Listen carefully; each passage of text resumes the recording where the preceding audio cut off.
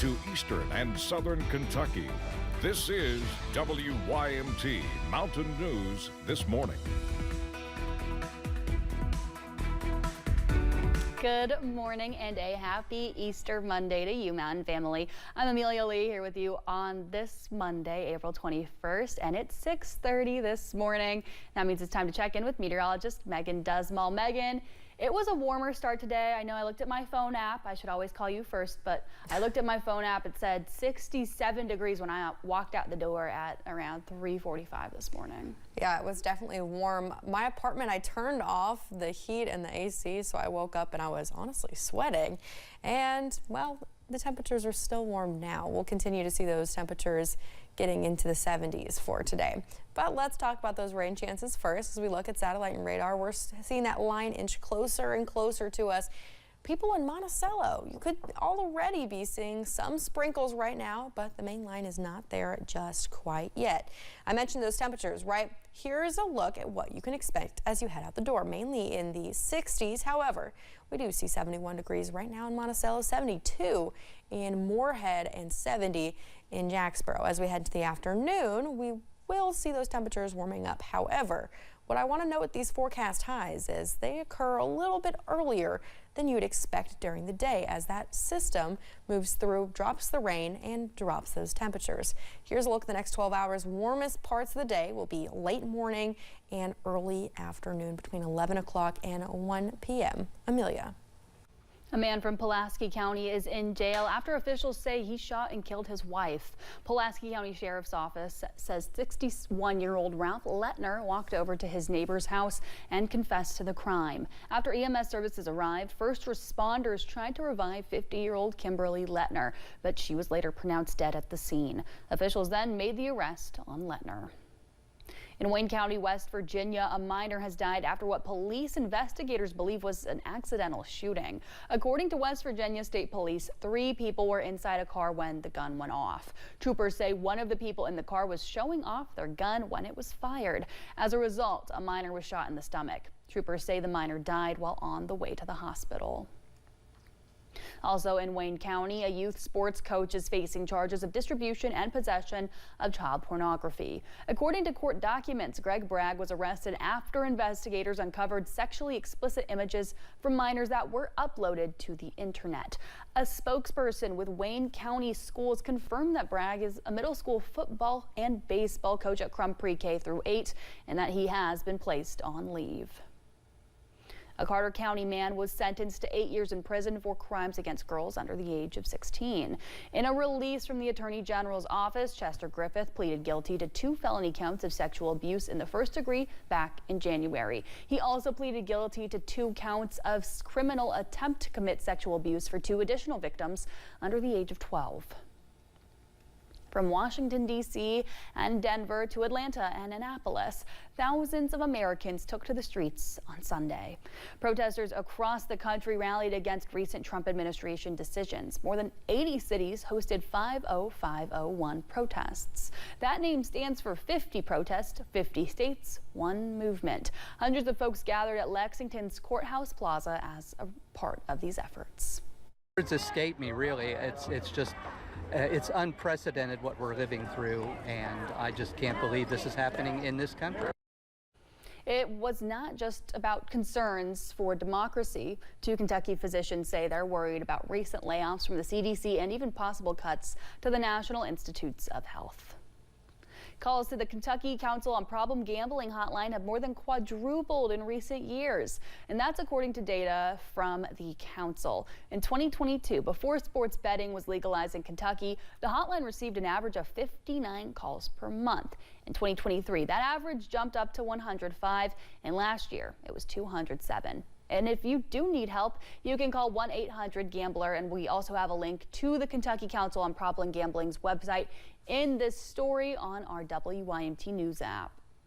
It can be very dangerous when he or she is confronted with all of the advertisement, the activities, and all the pieces that go along with the fun and excitement of the race.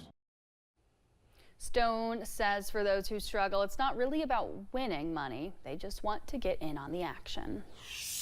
And here is a recall for you this morning. The FDA is reminding parents that all batches of Gerber's Soothe and Chew teething sticks have been recalled and should not be given to their children. The FDA issued the recall reminder on Friday after receiving reports the product is still available at some retailers and online.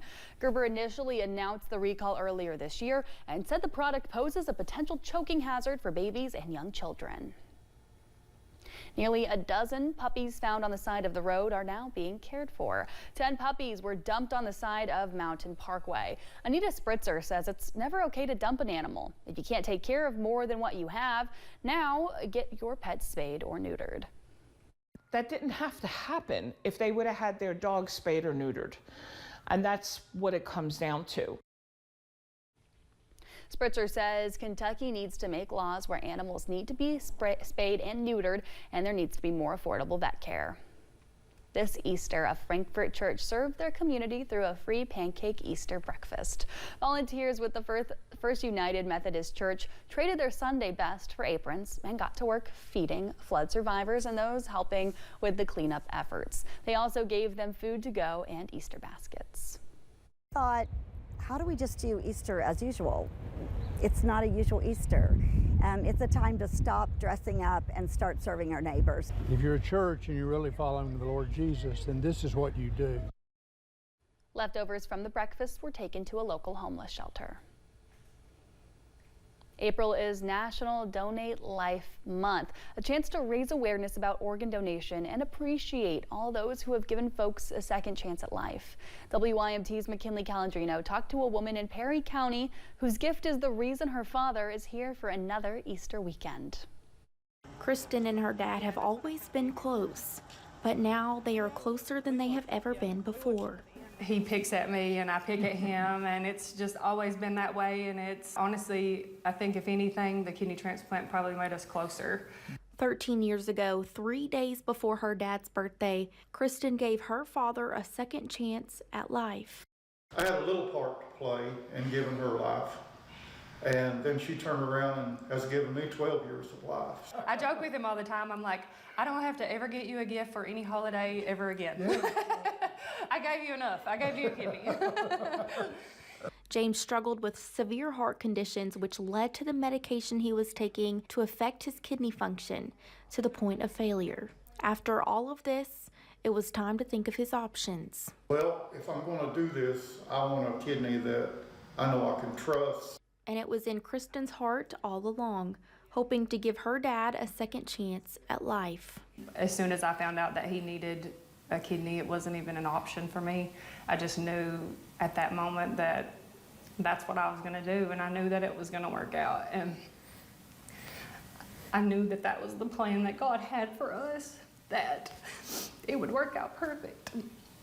To see her dad be able to enjoy a quality life and watch his grandchildren and daughter grow up. I mean, I would do it again in a heartbeat, just because of the difference that it made and the quality of life that is given. It was just a short time of pain for a prolonged improvement of life for him. So, Because I have no doubt that she gave me life. And keep their close-knit relationship for years ahead.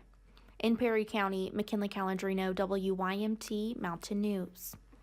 James says he will always be grateful for his daughter's heroic act, and he thanks God every day that he's still here.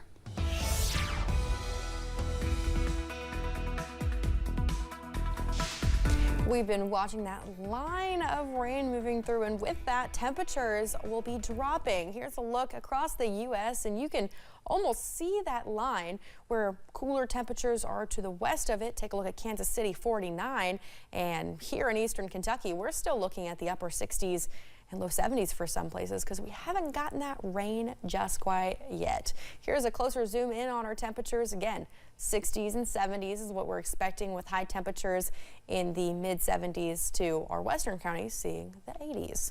Here's a look at that system. Again, it's moving its way towards us. It's almost here. We'll see that rain in full swing by about 9 o'clock. Here's what you need to know as you head off to that bus stop, off to school. Upper 60s, a warm start to your day, and on the way back home from school, that's when we'll start to see those rain really into full swing. Thunder is not out of the question. Temperatures in the mid-70s. Don't forget, tomorrow night's Mega Millions jackpot is $50 million, and tonight's Powerball jackpot is $139 million. Amelia. Thanks, Megan. It's now 6:40. Still to come on Mountain News this morning. Our coverage of the East Kentucky Leadership Awards continue with a Clay County native known for education.